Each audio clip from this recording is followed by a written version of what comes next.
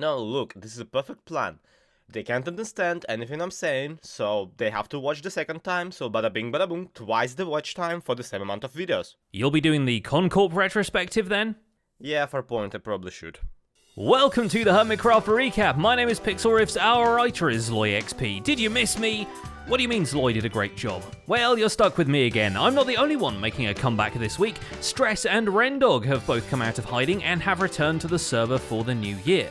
And hey, even TangoTek did one of the 10 videos Zloy asked him to, so everything's coming up Season 6. It worked! Oh my god, everybody! And with that out of the way, let's take a look at all the events and mishaps that occurred on the Hermitcraft server this week.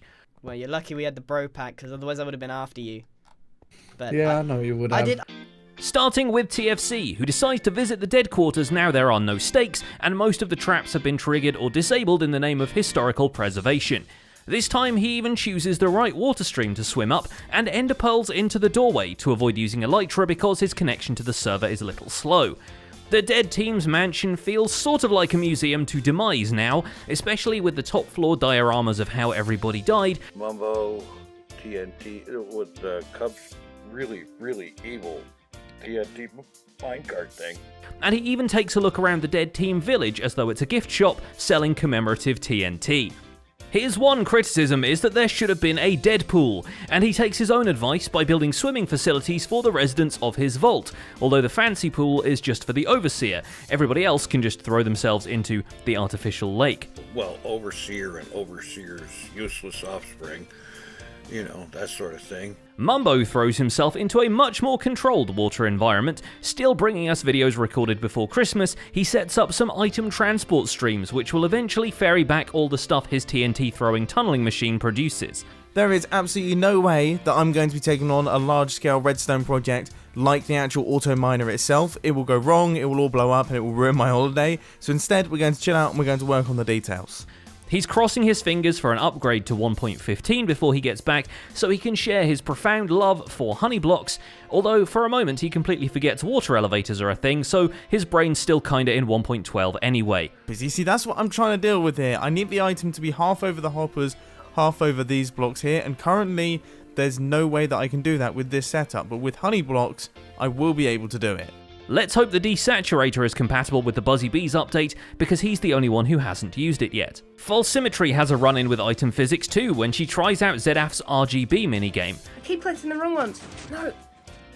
This is really difficult, guys. This is really difficult. Give me the right points. I want points. The world of colour doesn't greet her gently, not even when it comes to undoing the demise effect. Taking in a full blast of the saturator, she finds out that perhaps someone did mess with the settings and comes out full Mark Hamill, just not the Star Wars kind. No way. Wait, what? This is not what I looked like before. Mumbo, what have you... Oh, I should have read the... I should have paid attention to the disclaimer. First it was troll sonars, now they went trickster mode.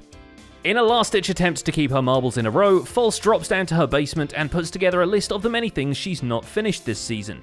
Reading through, it's not all, but mostly about that base. Some treble.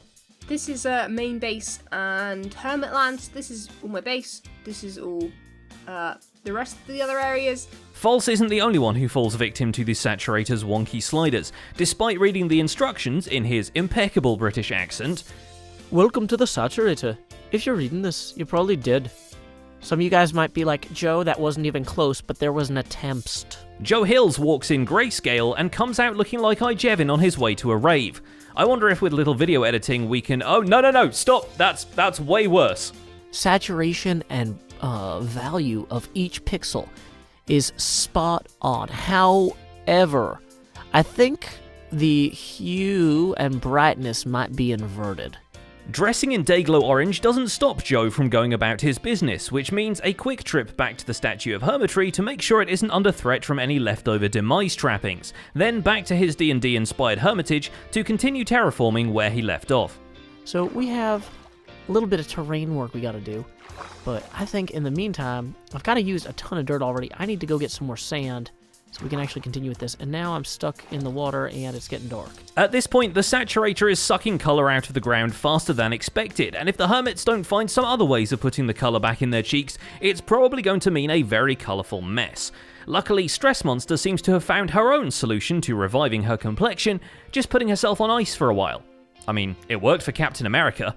Having deserted her iceberg base for a while, she returns to find the Alamus have mysteriously vanished, and someone seems to have bought all the ice from her shop to resell at Idea.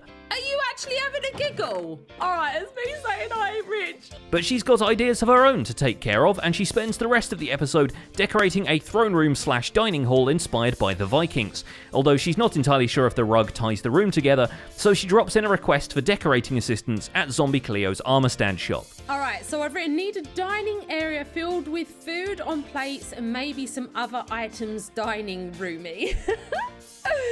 Done. Rendog also avoids having to put new ink cartridges into the saturator, reasoning that if demising while you're alive makes you dead, demising while dead might make you alive. We're not sure if that's how maths or reincarnation really work, but it's worth a shot, so he issues a challenge to the only remaining competitor in Demise, Iskal85. Iskal's mission, if he chooses to accept it, is to lay one more trap for Grimdog, earning him the dubious prize of the Grim Reaper's crown and reviving Rendog's usual colourful persona. No, doesn't make any sense. Okay, good. Iskal reasons that you can't ask for a trap because that removes the element of surprise, and instead issues 5 challenges for Ren to perform, ranging from retrieving gravel from a deep ocean without any potions or enchantments. Oh, you got it? Yeah. Come on, baby. Come on. To dispatching creepers with a flint and steel without blowing them up.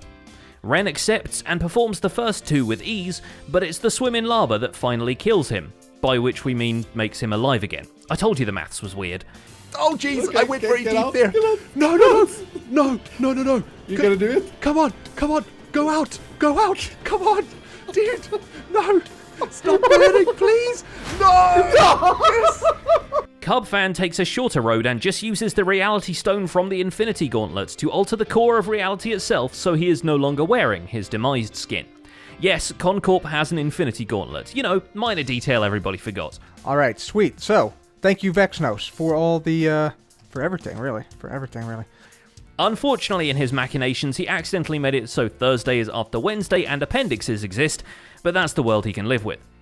What he can't live with is that giant TNT hat over the mountain. It's stylish and all, but quite a bit of a safety hazard, which he, contrary to his whole characterization this season, decides to remove by hand and not in a cavalcade of cascading explosions. But fate and a random creeper had other plans. These were used, but they're here, so we're gonna get rid of them. Oh, no! Oh, God! Oh! Oh, man, well... Having then restored the stubby peak to its former glory, Cub embarked on the further quest of kindness to return a redstone box he found to MumboJumbo. He doesn't actually know if it's his redstone box, but it's red and Mumbo lost one, so it's a bit of a no-brainer. I hope it's his. If it's not his, then I have no idea whose this is, and he can just keep the stuff in there. Because I've been trying to find out whose box this is for like 3 weeks now, so... Yeah, there we go, Mumbo. Good luck, and good luck with the raid as well, which was there for some reason. Doc M is quite happy people aren't flinging redstone around near his raid farm project, for 1 because it's a piece of precision machinery, and for 2 because someone has left him a Christmas tree made of TNT. What a nice present. You know, in Germany there is a Christmas tradition. If you come to somebody's house and praise their Christmas tree, they're supposed to give you schnapps.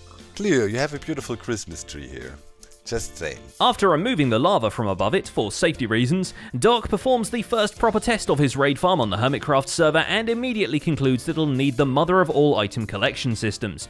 After much wrangling of hopper minecarts and occasional assaults by Vexes, he sets up a system which should be able to handle the farm at full capacity.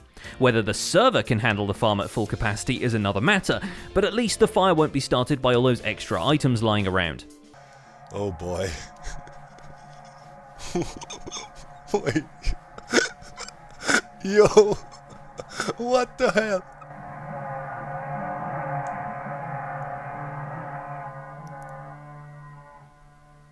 Holy crap. It's also worth noting that Doc M was the last one to die in the Demise competition, so he doesn't end up needing to be resaturated at all. But even that isn't as good a solution as the one Tango went for. He just changed his skin. You know, on Minecraft.net. You can just upload it.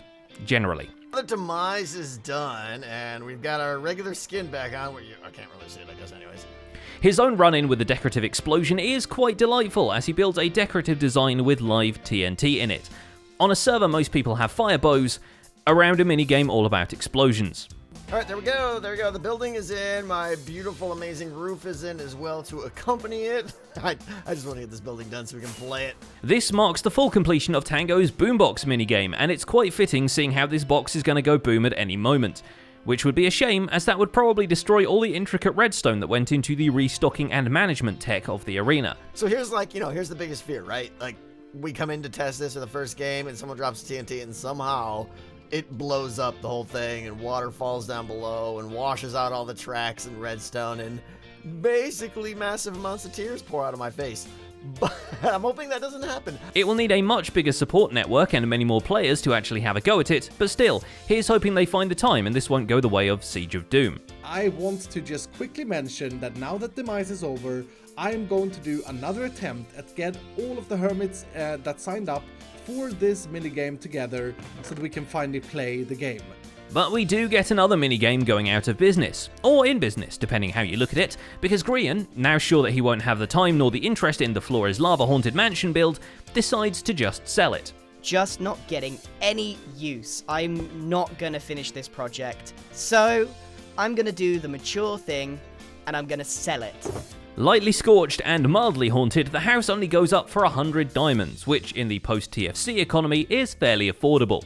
Especially for people walking home with Demise winnings. Those people are also Grian, but first, Saturator. Why did it microwave him? I do look quite healthy though, don't I? I look like I'm glowing, or I look a little bit radioactive.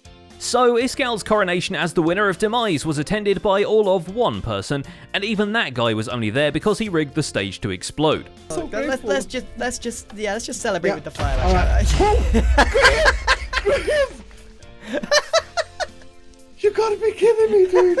This is the second time I'm in this hole. Did someone else do this to you? I found that hole when I was making this.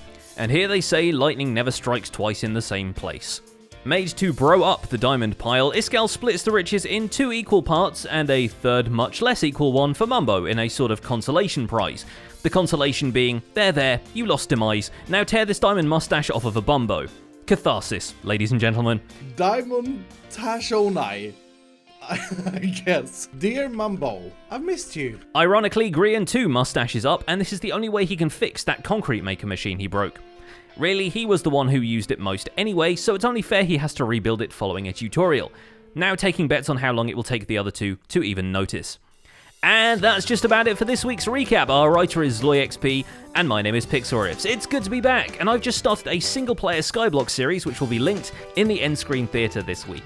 Don't forget to leave a like while you're still here, and subscribe so you won't miss future recaps. Thanks for watching, and we'll see you next week.